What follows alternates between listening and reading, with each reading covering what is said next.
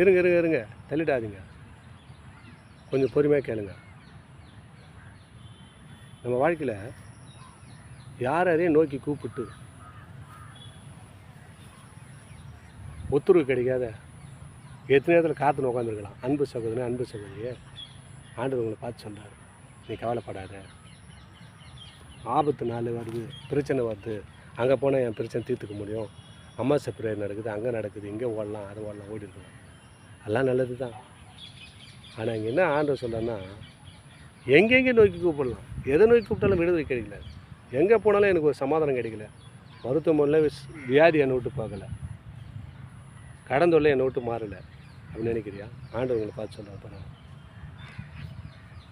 எங்கெங்கே பார்த்தாலும் நம்ம வாழ்க்கையில் சிறப்படுற மாதிரி ஒன்றும் தெரியலங்க.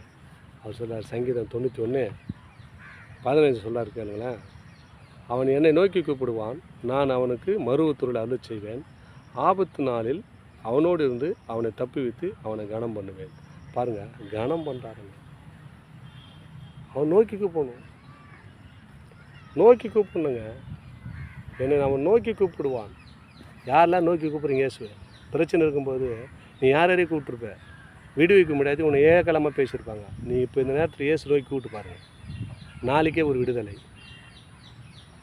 நிச்சயமாங்க. என்னுடைய வாழ்க்கையில் அநேக போராட்டத்தில் இருந்து எங்கெங்கே ஓடினேன். என் மகளை, என் மகனை, மனைவியை பிரச்சனையோடு மாட்டி கொண்டிருக்கிற காலத்தில், ஆனால் கர்த்தர் பாருங்கள், பரிபூர்ண சுகம், பரிபூர்ண பலத்தோடு என்னை நீக்க வச்சார். இன்றைக்கி உங்களோடு பேச வச்சுக்கிறான்னு சொன்னால் அவர் தாங்க. அவர் மேலே நான் வாஞ்சி வச்சேன், விருப்பம் வச்சேன். என் வாஞ்ச விருப்பத்தை அவர் நிறைவேற்றினார். என்னால் வரைக்கும் ஒன்றுக்கும் உதவாத குப்பையும் தூசமும் உலையான சேற்றில் முழுவி கிடந்த குடிப்பழக்கத்தில் அநேக காரியத்தை சிக்குண்டு அடியனை கர்த்தர் விடுவித்து ஆசீர்வதித்த தேவன் நல்லவர். அவர் தான் உங்களோடு பேசுகிறார். விருப்பத்தை வாஞ்சியை கர்த்தர் மேல் வைங்க, ஆசீர்வாதத்தை பெற்று அன்போடு வாழுங்க. தொடர்ந்து இந்த வீடியோ பார்க்கணும், சப்ஸ்கிரைப் பண்ணி பாருங்கள். பிடிச்சிருந்தால் லைக் பண்ணுங்கள், அன்றைக்கி ஷேர் பண்ணி விடுங்க. ஆமென். God bless you.